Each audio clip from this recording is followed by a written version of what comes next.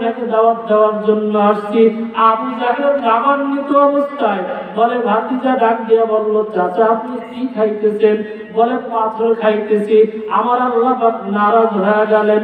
আবু জাহেলের কথা মাত্রই আবু জাহেলের বড়ইগুলো পাথর হয়ে গেল। সুবহানাল্লাহ। এ মুসলমান নবীর উম্মতের দল, আবু জাহেলের হাতের বড়ইগুলো যখন পাথর হয়ে গেল, আবু জাহেল মুখে দেওয়া মাত্র 2-3টা দাঁত মুহূর্তের ভিতরে ছুটে গেল। সুবহানাল্লাহ বলেন। এ মুসলমান, একটু খেয়াল করে শুনতে হবে। আবু জাহেলকে দাওয়াত দিলেন, কিন্তু আবু জাহেল রাগান্বিত অবস্থায় বলে, ভাতিজা শেষ পর্যন্ত আমার বড়ই গাছের উপরও জাদু টোনা করলেন। নাউজুবিল্লাহ বলেন। আমার নবী কি জাদুকর ছিল? জোরে বলেন, জাদুকর ছিল।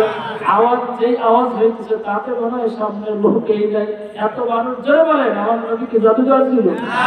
এ মুসলমান নবীর উম্মতের দল, আমার নবী বিশ্ব নবী বলে, ও চাচা, দাওয়াত দেওয়ার জন্য আপনাকে আসলাম। ও চাচা, আপনি কেন রাগান্বিত হয়ে? আলহামদুলিল্লাহ, আলহামদুলিল্লাহ جعل الشمس والقمر بحسبان والنجم والشجر يسجدان وفضل زمانا على زمان كما فضل مكانا على مكان وإنسانا على إنسان ونشهد أن لا إله إلا الله وحده لا شريك له ونشهد أن سيدنا وسندنا وحبيبنا ومولانا محمدا عبده ورسوله الذي أرسله بالحق بشيرا ونذيرا وداعيا إلى الله بإذنه وسراجا منيرا فقد قال الله تبارك وتعالى في كلامه المجيد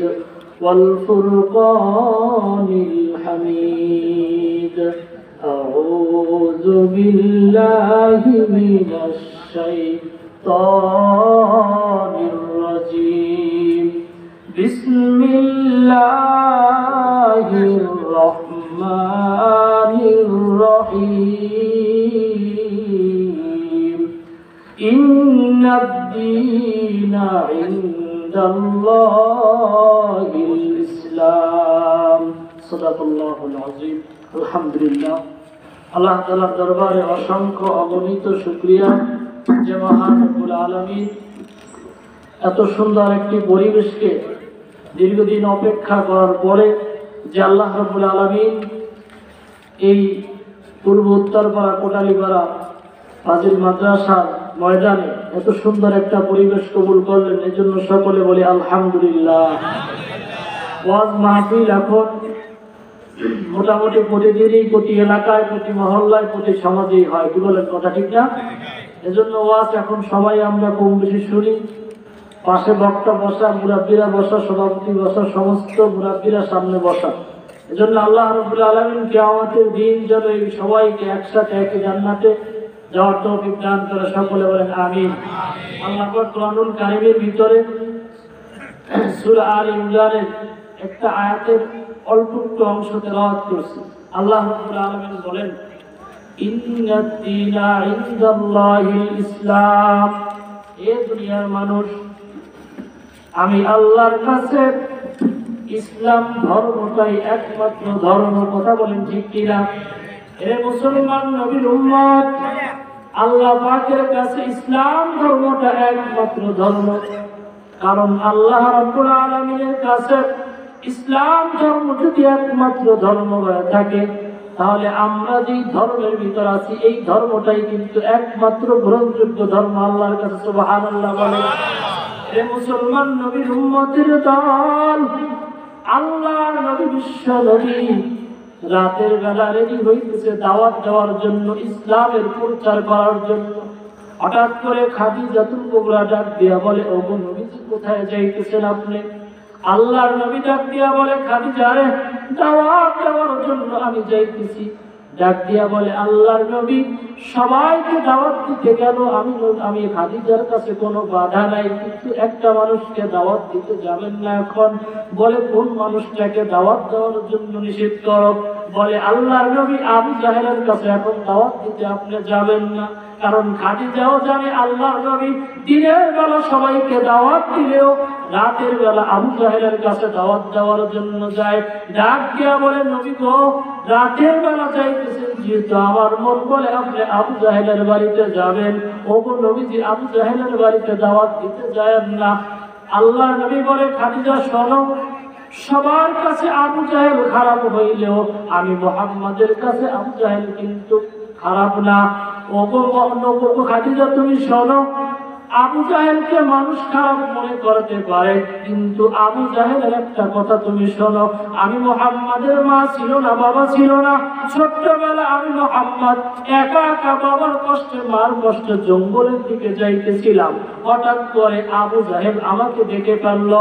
বিকাল বেলা পর্যন্ত বেলা বাঘে আমাকে খেয়ে ফেলবে, এই ভয় আবু জাহেল আমাকে একা দেখে আমাকে কোলে করে বাড়ি নিয়ে আসছিল আর বলছিল, আমেনা একা ছেড়ে দিও না সন্তানকে দেখলাম জঙ্গলের দিকে যাইতে, এই সন্তানকে একা ছেড়ে দিও না। আবু জাহেল আমাকে করে করে বাড়িতে নিয়ে আসছে খাদিজা।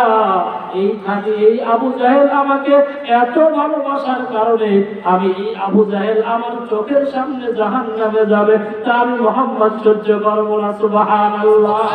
নবী আমার গভীর রজনীতে আবু জাহেলের সামনে, বাড়ির সামনে যখন গেল, আবু জাহেল ওই মুহূর্তে বড়ই গাছ থেকে বড়ই পাইরা খাইতেছিল। আল্লাহর নবী ডাক দিয়া বলে, চাচা গো, বাড়িতে আছেননি? বলে, হ্যাঁ আছি। ও চাচা, আমি আপনার ভাতিজা মুহাম্মদ আসছিলাম আপনার কাছে। আল্লাহর নবী কথা শোনা মাত্র বলে, খুবই বিপদে আছি। বলে, চাচা কেন? বলে, তোমার মতো মানুষের মুখ দেখে বিপদ আছে। নাউজুবিল্লাহ বলেন। এ মুসলমান নবীর উম্মতের দল, আল্লাহর নবী বিশ্ব নবী আবু জাহেলের ঘরের সামনে দাঁড়িয়া বলে, চাচা আমি তো দাওয়াত দেওয়ার জন্য আসছি, আমি আপনাকে দাওয়াত দেওয়ার জন্য আসছি। আবু জাহেল রাগান্বিত অবস্থায় বলে, ভাতিজা ডাক দিয়া বলল, চাচা আপনি কি খাইতেছেন? বলে, পাথর খাইতেছি। আমার আল্লাহ পাক নারাজ হয়ে গেলেন। আবু জাহেলের কথা মাত্রই আবু জাহেলের বড়ইগুলো পাথর হয়ে গেল। সুবহানাল্লাহ। এ মুসলমান নবীর উম্মতের দল, আবু জাহেলের হাতের বড়ইগুলো যখন পাথর হয়ে গেল, আবু জাহেল মুখে দেওয়া মাত্র 2-3টা দাঁত মুহূর্তের ভিতরে ছুটে গেল। সুবহানাল্লাহ বলেন। এ মুসলমান, একটু খেয়াল করে শুনতে হবে। আবু জাহেলকে দাওয়াত দিলেন, কিন্তু আবু জাহেল রাগান্বিত অবস্থায় বলে, ভাতিজা শেষ পর্যন্ত আমার বড়ই গাছের উপরও জাদু টোনা করলেন। নাউজুবিল্লাহ বলেন। আমার নবী কি জাদুকর ছিল? জোরে বলেন, জাদুকর ছিল। যেই আওয়াজ হয়েছে তাতে মনে হয় সামনের লোকেই যায়, এত মানুষ। জোরে বলেন, আমার নবী কি জাদুকর ছিল? এ মুসলমান নবীর উম্মতের দল, আমার নবী বিশ্ব নবী বলে, ও চাচা, দাওয়াত দেওয়ার জন্য আপনাকে আসলাম। ও চাচা, আপনি কেন রাগান্বিত হইতেছেন? চাচা, আপনি এক আল্লাহর গোলামি স্বীকার করে নেন, কালেমা পড়ে না। বলে, ভাতিজা আমার দ্বারা সম্ভব না, এবং সম্ভব না। আল্লাহর নবীর মাথায় একটা আঘাত করলেন। আঘাত করা মাত্র আমার নবীর কপাল মোবারক দিয়া বায়া বায়া রক্ত পড়ে। নবী আমার চিন্তা করে, এখন যদি বাড়ি যাই, খাদিজা তো আমাকে আগেই নিষেধ করছিল, এখন যদি বাড়ি চলে যাই, খাদিজা আমার দিকে দেখাই বড় কষ্ট পাবে, বাড়ি আমি যাব না। আল্লাহ নবী মসজিদে নববীতে যায় কান্না করতেছে। সকাল হয়ে গেল, আমির হামজার দাসী যাইতেছে, দেখে নবী আমার বসে বসে কান্না করে। আল্লাহ নবীর কান্না দেখে আমির হামজার বাড়ি সহ্য করতে না বলে দৌড়ে বাড়ি চলে গেল। আমির হামজার সাথে সাক্ষাৎ, বলে আমির হামজা বলে তোমার অবস্থা এমন কেন, পেরেশানি লাগতেছে কেন? ডাক দিয়া বলে ও আমির হামজা, আমি সবে মাত্র দেখে আসলাম আপনার কিংবাতিজা একা একা কার জন্য জানি ফোপায় ফোপায় কান্দে, দেখলাম কপাল ভয়ে ভয়ে রক্ত ঝরতেছে। আমির হামজার মাথাটা গরম হয়ে গেল, তাড়াতাড়ি করে নবীর কাছে চলে গেল, মুহাম্মদ কি অবস্থা, তোমার মাথা ফাটা কেন, রক্ত পড়ে কেন? আমার নবীর অবস্থা দেখে যখন শুনলো আবু জাহেল আমার নবীকে আঘাত করেছে, আমির হামজা একটা দৌড় মেরে আবু জাহেলের বাড়ির সামনে হাজির। ডাক দিয়ে বলে আবু জাহেল রে, আবু জাহেল কেন আমার ভাতিজার মাথা ফাটাইছে? বলে তোমার ভাতিজা দাওয়াত দেওয়ার জন্য আসছিল।